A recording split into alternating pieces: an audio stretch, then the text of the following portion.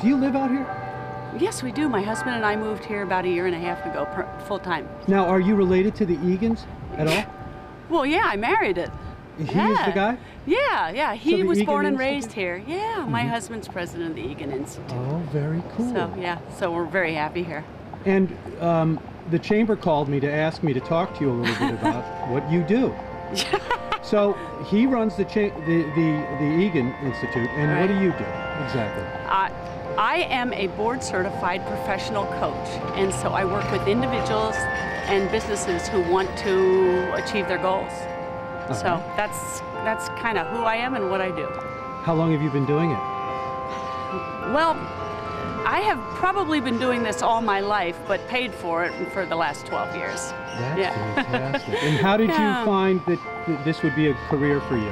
How did that come about? Well, you know, it's interesting because my very first job was I was a swim team coach. I used to swim competitively. I was a swim team coach, and I absolutely loved helping people achieve their goals, whether it was, you know, winning a race or being part of a team, and it's been in my blood ever since. So that's, you know, whether you're coaching about something athletic or about something personal or professional, it's pretty much the same process. Get focused on the goal and go. Was it difficult to get into in the beginning?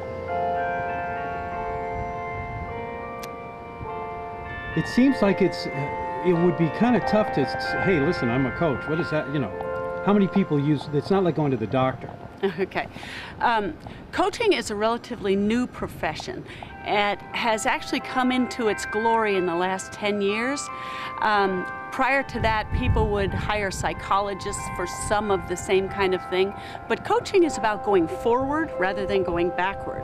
And when you're coaching someone, you find out where they want to be a year from now, 5 years from now, 10 years from now, or a week from now. And getting focused on it helps people achieve that. And so many times people just ignore it or hope it's going to happen and don't do anything about it. So getting into the coaching field was not difficult. You asked me if it was difficult. It wasn't difficult. I just didn't know it existed. Yeah, right. So when you coach someone, would you say it's kind of like personal training? You know, when you lift weights and you hit a personal trainer, instead of you doing it on your own, you actually have somebody who carries you. I mean, how does that work? Okay. Well, coaching is kind of interesting because it is not psychiatry. Psychiatry kind of goes back. Were you beaten as a child? Did someone leave you? Were you abandoned? Right. Coaching is about going forward. Got it. And setting a target. But a coach, I don't know what you love. I don't know what your goals are, but I know the method. And the method is to kind of extract from you what it is you're trying to achieve, and then being an accountability partner in that respect. Mm-hmm. And so if I'm a consultant, I know and I'll tell you what to do.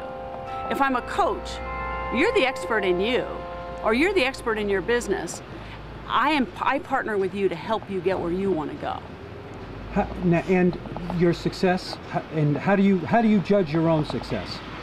Is it basically if it works for them, you're successful, or what if people don't learn, or what if they're not ready to be coached? Okay. Coaching is a process where people decide they need and or want the help. I rarely will coach someone because someone else wants me to coach them. You have to be motivated yourself. Right. So part of the whole success of coaching is the person desiring to make a change. And when you decide that you want to change, then that motivates you to work towards it. If someone else has decided that you ought to change, you're probably not going to work too hard at that. And so people actually pay coaches quite a bit of money for that accountability and for that commitment. And is it for business reasons or for other personal reasons too?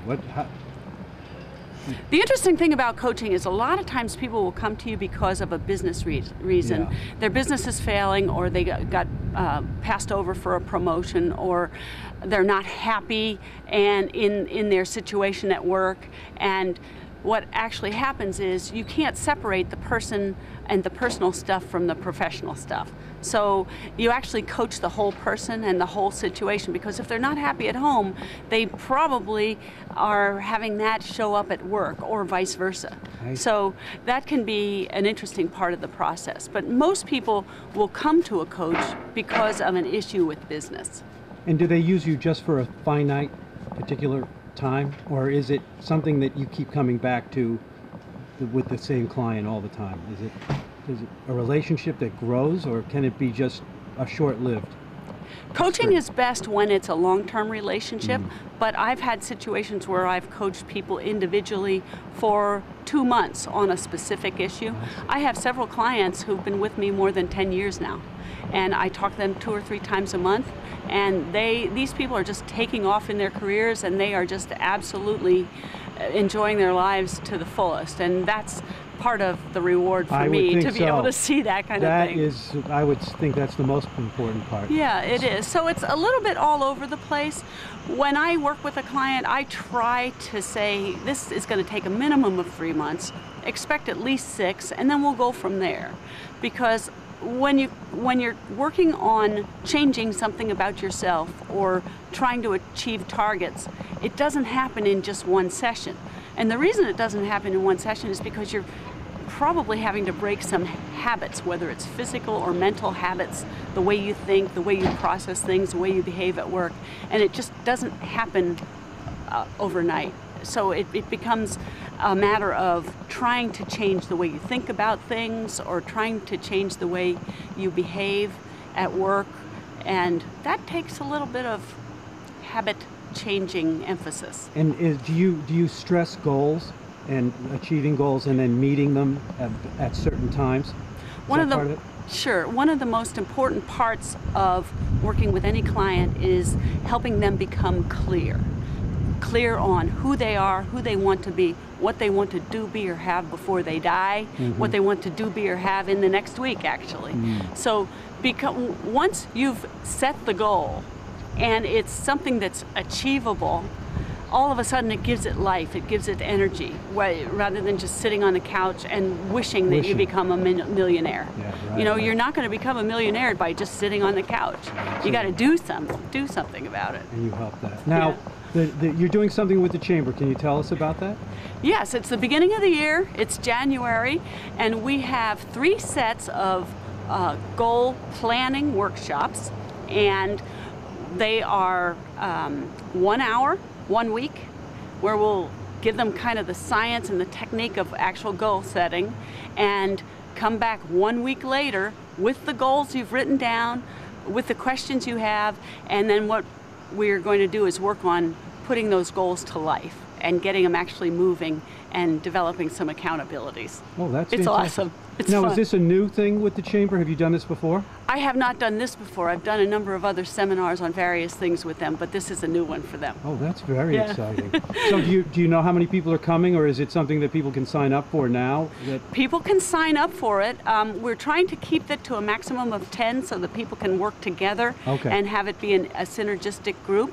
And one of the sessions is already full, but the other 2 are not.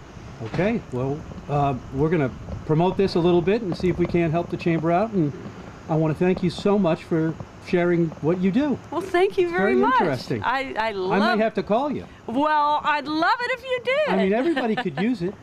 Tiger Woods has 3 coaches, and when he was at the top of his game, he had 3 coaches. Everybody can benefit from the use of a coach, because you can't know it all and you can't see everything in yourself. Sometimes you need a qualified professional partner, and I'm board certified. I've had over 350 hours of training. I've coached over 2,000 hours, so hopefully I might be able to help some people with it. I'd say so. Thank you so much, Marsha. Sure.